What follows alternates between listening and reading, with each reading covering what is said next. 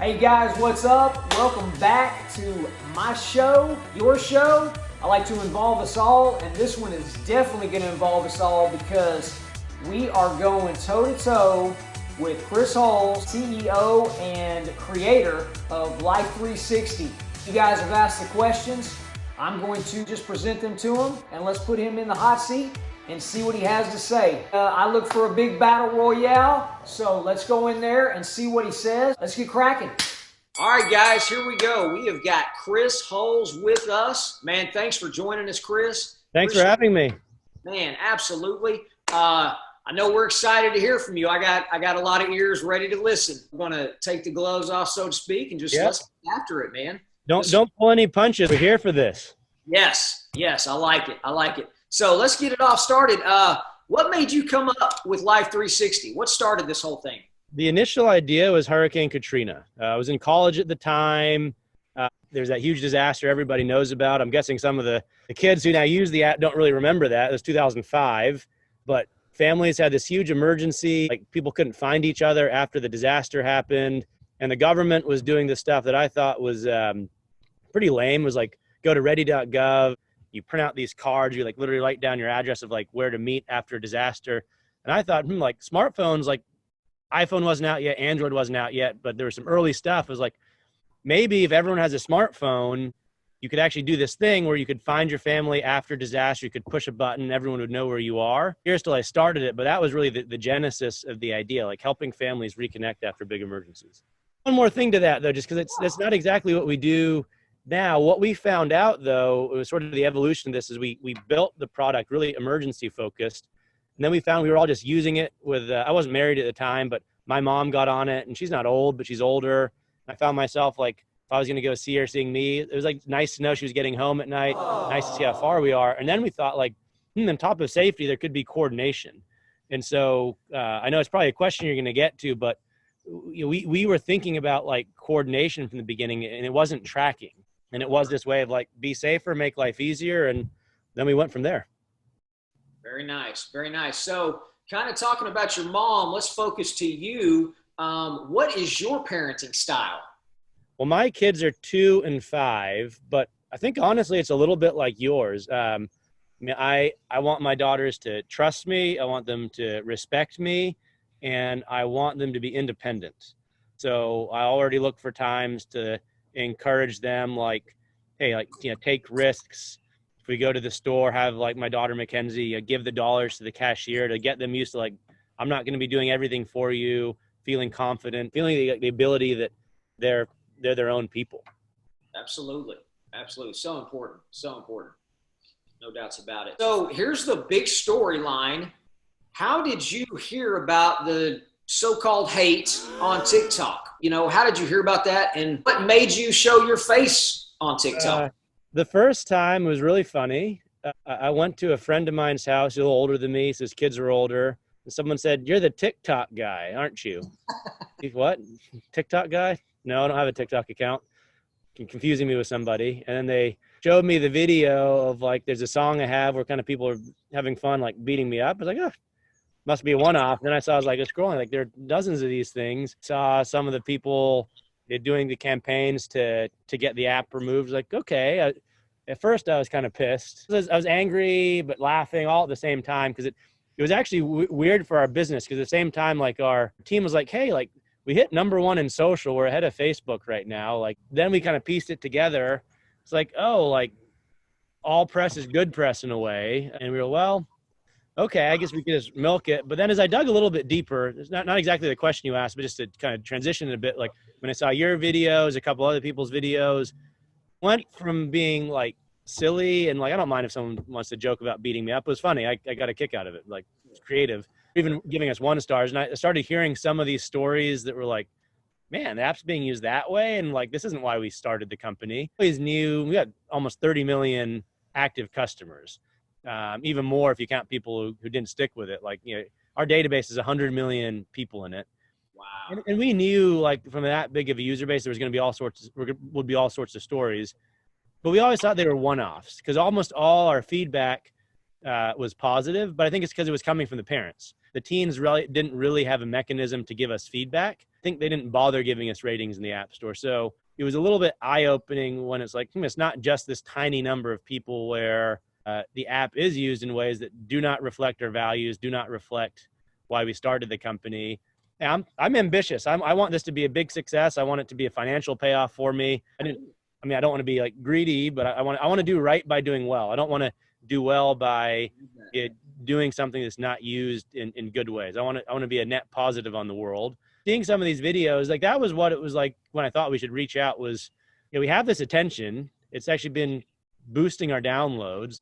It's not good attention. Is there a way that we can actually say, like, we have, teens now have a platform to reach us. They did not, whether for whatever reason they weren't reaching out to us, so they're not on Facebook, they didn't, but we're visible now. And so I think there's a chance to engage you guys. I mean, it genuinely makes me sad that people think that we're this company that started to like have parents put their thumb on kids, which is just wrong, but I understand it. And so is there a bigger opportunity here to like actually truly live the values that's actually ironically shared with some of the people that were initially our biggest detractors? Absolutely. Absolutely. Well said. Well said. So what is your reaction to, we've put the questions out there, the feelers out. How can we make this better? How can we make this better? And we hear, let's just delete the app. How do you respond and feel about that? It's not productive. I mean, when I see it, it's like, some of it's just funny. This is TikTok, right? Like it's hyperbole everywhere, but I think some people mean it. So it's like, look, we're running a business. We feel like we're doing well. We want to listen. We have 175 employees. These are people who would be out of job if the app were deleted. Absolutely. And we got a lot. We sent out 10,000 ambulances to real accidents last year. And you told me the story about your friend, like after you knew it, you heard it almost like fate. One of your friends got saved by the app. Saved by the app. We get, as much as we get some of the sad stories on TikTok, we're getting almost every day now people writing in saying, you saved my life. We're doing good for the world in a lot of ways. I'm not trying to diminish what is going on the bad side. I spent 10 years on this thing. I'm not going to just give my app away. Google and Apple have intervened to help us with the reviews. That's not productive. It's not helping anybody. So to start it, that's huge, just the way you set out to do this. Yeah. So I guess my message to that campaign is like, look, if we just want to have kind of like be fun and trolling, it's TikTok. Like it's kind of, even my silly Darth Vader video is kind of, I'm playing into the damn thing. It's funny. Right. If I would say on a serious note, and I know a lot of your viewers are serious, if someone's a teen or whoever has problems with their app, it's not productive just to say delete Life360. I mean, it got the attention. So to that extent, you got our attention, that works. So attention is there. If Life360 were hypothetically to be deleted, there are dozens of apps that do what we do that are way more restrictive. For example, you can go to AT&T, you can go to Verizon, and you can buy a service from them that as a parent, without even having an app on your kid's phone, you can be tracked. For Life360, even now, we have a pause button. We know kids know how to disable it, and we don't even get in the way of that. Like, we're not stupid. Like, we know how kids are disabling it. We could do more, but it's like, you know what? If a kid has to do that, like, we'll let them do it. It's not the right parent-child interaction anyway. So I think there's a bit of a question, like, be careful what you wish for, because the carriers are even going more hardcore. They're like, they can see what apps you're using. Your parents can read your texts. It is like next level. And I actually think a lot of the parents aren't doing that in a bad way, but my pitch to people on TikTok is like, yeah, look, I have my self-interest running a business, but I genuinely, you have my ear, like, work with us. And if we can make the app better, and if we can see like, hey, if we actually make peace with the teens and that's good for our business, we're going to lean into that. Not only is the right thing to do, it'll be good for our business. So we're saying, maybe we're the company you should team up with. And we will genuinely listen to you, and we will change because it's what we believe in, and we think it'll be better for us. It'll be better for the ecosystem. And you have backed that by actions. We'll get into that in just a minute for sure. So how do you feel you have been perceived since, because you've just been on a short time. How do you feel coming on? Have the kids taken to you? I think it's been both. I've seen the whole range. I'd say there are there are kids that have like been so traumatized by the way their parents have used the app. They're just not there. It's like all humans, everyone is at a point where you just you're tipped. It takes a long time to build that trust back. And I'm okay with that. In many monthly, I'm not expecting to just come on and like, hey, it's all good, guys. And I understand why people would not feel that way. I have been impressed by the large number of people, though. It's like, you know what? I'll give you a chance to earn the trust. I don't want to trust you immediately, and nor should you. That would be, please don't trust me right away. Let me earn that. But giving us a chance. So they're hard to build, especially one as big as us. And we can't say, oh, I have this idea, it's going to show up tomorrow, but we're going to start giving updates on what we're doing, how it's going. Some of this stuff was in the works even before the TikTok campaign, like resources for how the app should be used, things that kids could go show their parents, like, look, this is how Life360 is saying you should be using the app, which would be much more around giving freedom versus control. Tools that would say, how many times is someone accessing my location? The ghost mode idea was one that it was actually gotten so much better just by coming onto TikTok, but we were already working on some ideas for more privacy. So they're coming. So let us give you updates along the way. Let us build the trust over time. Absolutely. Absolutely. Do you guys use the app at home, and how do you guys use it? Y'all track each other? Yeah, I do. So I've used it back in the past. So I started the app when I didn't have kids or wife, which is a whole nother weird topic. Why at the time a 20-something-year-old guy would start a mom app. But how old were you when you started this? 24, maybe 24, something like that. Awesome. My mom, when I started the app, she did not like it because she was the opposite of a control freak parent. Like she literally let me go to Africa myself when I was 12, and I met someone on the other side. I didn't have a curfew. I didn't have any of that. And look at you now. Look at your success now. Look at you. You know, I mean, your mom respected, gave you that. And yeah, you know, I even when I was 17, I wanted to join the military, and she signed me away and said, you know what, I'm trusting you. What she did say is, if I let you go to the military, you're an adult, and that means I'm going to treat you like an adult from this point forward. I know. So, and I think back, what if she would have not let you go to Africa? What if she would have not let you go to the military? Yeah. You know, where would you be right now? I doubt right here. You know. Well, part of my learning, though, is like, because I didn't grow up with any of these issues, it did not enter my mind in any meaningful way that this app would be used in the way that it is being used by some people. But I share that story because when I started the app, my mom was like, she did not like it because she also was in that mindset of like, she thought she would not use Life360 in the family because she thought it was invasive. But what changed her mind was, it started with safety. So my sister is even more free-spirited than me. She wanted to bike across the country, and not like motorcycle bike, like on her pedal bike. So she got a bike. She put a tent on it. It was just sleeping by the side of the road in her tent. And that's when the first time our family used Life360. This was right in the early days. And then what my mom's learning was like, all right, that is a reason why you should have the app. No one's going to, and so like my sister's biking. Probably appreciated that. Yeah. And my mom supported my sister doing so. Look, you know what? Kudos to my mom. If my daughter said they want to bike across the country and sleep on the side of the road, I probably will. I don't know if I'm going to be all right with that one. But my mom said yes to my sister. I want to empower your freedom, your independence. And no, I'm really happy your brother started that app, because can we use that? And so my mom started using the app because of my sister's trip. What she was finding was it wasn't just about safety. It was like, where is she? What did she do in the day? And it wasn't this creepy way. It was just kind of cool to see the path across the country. And then she used it with me, and like, we're meeting up. She'd see like, how far away am I? She didn't know where a restaurant was or whatever. We'd use it for coordination.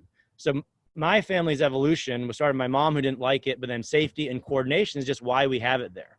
So now that I do have kids, I'm married, I have a circle with our family, all our parents, my wife's parents. I use it just to day to day. Like when we're all doing our thing, my wife will see how far I am from home. She gets an alert when I leave the office. It's nothing to do with tracking. Or I'll sometimes see, I actually have a fence set up around Costco. So I know when she gets to Costco, and I'm like, oh, you're at Costco, get me. I really like those mushroom snacks they have now. Like, get me the mushroom snacks. So that's how our family uses it. And then my mom now, she's getting older. Although we're in like San Francisco, she actually lives way out in the sticks in like a town of like 350 people, really twisty road. So I get a ton of peace of mind knowing she's in a wreck, like we're watching over her 24/7. She'll get the ambulance sent there. Hopefully she never uses it, probably won't. And I also like to know she's got home at night. I know if she's leaving the house. So that's how we use it. Our daughters are too young, but what I will say is when they're older, I will not use it as a control tool. What I will do is, I'm actually an anxious person by nature, which is a little bit weird given how much independence I have. But I hope if my daughters get a phone, it will help me feel more comfortable saying, look, I want you to run the app. I'll only use it if I'm really worried about you or if we need to meet up or something, but I'm not going to be there checking it all day. That's not the point. That I can say, walk to school yourself, go out with your friends yourself, because I feel like you have this backup, this kind of guardian angel there. That's how I will use it with my daughters, and why I thought and hoped other people would use it. Dude, you had me at, you set a deal for when your wife goes near Costco. I mean, I'm starting to feel a little connection here, brother. That is a great idea, because my store is Sprouts. My kids don't like Sprouts. My wife doesn't necessarily like Sprouts, but I love Sprouts. I'm just that weird guy that eats weird. You get along with my wife. She likes Sprouts. I don't like Sprouts that much. To have that, knowing Lindsay might be driving by, and it gives me a little alarm. Hey, can you stop in there? Because I always need something from Sprouts. Exactly. And I love it. Hey, and I know you got to go. I'm going to leave you with one last thing here. Tell us, what are some of I know you can't give us everything just yet. It's still in the works, but what are some of the good ideas, and what are something that we're going to see come out of some TikTok ideas? If you can just give us a little teaser on some of those. Sure. So the biggest one we're working on now is what we initially started calling ghost mode. Feedback we got, including from you, was like safety zones might be better for that conversation with parents. We had thought ghost mode would be cool because like it's branded to the teens, but then the thing I learned is some of these parents are anxious. So it's almost better to brand it to the parents so the teens can say, look, Life360 is a safety mode. Let's use that. And so that's coming. We're combining two ideas as well. And some of this was the TikTok feedback. Instead of just being like you're on or you're off, which was going to be the initial ghost mode, it will be you're off, but within a zone. So I think it's reasonable for a parent, and also calming their anxiety, like, all right, you haven't gone off 200 miles away or whatever. So draw your zone within that zone, and hopefully it gets bigger and bigger over time. Like, I won't be able to see where you are, but I'll know you're still updating. Because a lot of the anxiety parents have is like, did you get in a car accident? Are you alive? And some of that's irrational fear, but humans are irrational sometimes. But sometimes the app is just used like you're moving from place to place, which means you're okay. So if how do we still have that in a safety mode? We'll just say you were last active. That's not an invasion of privacy. Like, right, you last moved 10 minutes ago. It's just something that shows the parents you're going about your routine. They don't have to worry about you, while giving the teen hopefully more freedom and more leeway to go out and be themselves. Absolutely. Love it. Love it. Hey, Chris, man, thank you for coming on here and sharing your heart, your mind, your Life360, your baby, because just hearing you talk, that we got to get this out. We have to get this information out because, there's a lot of misuse. It's not what it was designed for. I mean, this app is a great, golly, am I really saying this? This is a great app. It really is. When it's used the correct way. Yeah, when it's used, absolutely. And I have learned a lot from you, your followers, the videos you've had, is when this app is not used in the right way, it's like a gun, right? Like it is dangerous when used improperly. And we were a little behind the curve in learning some of this to the extent of it. We always knew out of millions of people, you might find one or two, but that range of parents, not quite abusive, but it's like a little much. Like that's bigger than we realized. And we're excited to partner up to give those parents and teens the tools to help the app be used in the way it was intended. Absolutely. Couldn't have said it any better, man. Last question here. What about the glitches in the app? Are those being addressed? I know some of the kids are saying they're in one spot and, they're actually not in that spot, or vice versa. And then the speed, they could be going 55. It could be showing a little bit skewed. Are there some fixes on those glitches? Sure. So I'll break it up in a couple ways. So one is, we're only as good as your phone, unfortunately. And sometimes the phones just do have data that's not accurate. And we also need people to turn their Wi-Fi on. People don't understand how important that is to our technical systems. It's a whole longer explanation for that. So a lot of the times we see someone's an old phone, they're leaving their Wi-Fi off, but sometimes it does glitch. We have a whole team. We're trying to make that better. It undermines our app when it glitches. So we're doing as well as we can. And one thing maybe we can do is find better ways to communicate when something might be glitching and help parents like say, hey, look, mistakes will happen. Here's how to understand what might be going on. On the speed thing in particular, I think that's rare that it says you're going over speed. So one thing we do is we throw out the biggest points, and we actually say you have to get a certain number of points for that speed to be recorded. I think sometimes it does mess up a little bit, but I do think that's a minority. In the sake of transparency, as I'm listening, but I also push back when I feel I should push back. The one area of feedback that hasn't resonated with me as much from the teens, I'm curious your view as a father, is the speed thing. I was an extremely, extremely reckless driver as a kid. And I'm like, how the hell did I survive? Right. And one thing I'm wrestling with is, I do wonder, should parents, especially for new drivers, that speed thing, I think it's important. I think one thing we can do is a setting to allow you to turn off tracking that information. But I'm just wondering that when you're a new driver, speaking from experience and seeing multiple car crashes in high school, having 2 friends that were killed in car crashes, teens do think they're invincible. And that is something where it's like, if there's one feature that does borderline on surveillance that I will use with my kid, is that speeding feature and those driving features, because there are no second chances for that. So I'm actually ask you right now, how do you, if I'm not putting you on the spot too much, what is your parenting view on speeding and driving? My son, we just went out for his first nighttime drive last night. He's got his learner's permit. So we were just out driving on his first outing last night. And the last thing I want to do is think for sure something that, if there is something that I could monitor in him and that could, be a potential lifesaver, speed would definitely be one of those. So that might be one of the ones where people you can educate the kids on teenagers are teenagers. We're not going to change a million years of evolution. You were a teenager. I was a little bit like that. You do not want to mess around with driving recklessly or in a distracted way. No, because parents, and even worse, sometimes, what if they take someone else out? Because, that's just, as a parent, that would be not only if you lost your kid, but if your kid took someone else's life and could have prevented that. So that's one thing. That would be a message to teens where I'm with them on freedom, responsibility. You do not mess with driving. And if you want to race, go to a go-kart track or whatever. But I am lucky to be alive from my crazy youth. And look, most kids are going to be fine. Teenagers are going to be a little bit reckless. We don't want to make them wear helmets everywhere they go, but don't be crazy on the road. Don't drink and drive. Don't text and drive. Parents should be having that conversation with their kid. That is important stuff. Dad to dad, I'm with you, brother. Hey, Chris, I know you got to run, but man, thank you for taking time with us today. Really meant a lot that you came on, did that, and we're going to get this message out, and we'll go from there, man. I appreciate you having me. It's been great to get to know you and Lindsay, and it's always nice when people that might look so different at first actually have more in common. And all that. Before we go, man, I'm going to see you soon. We're going to meet in person. We're bringing someone in San Francisco.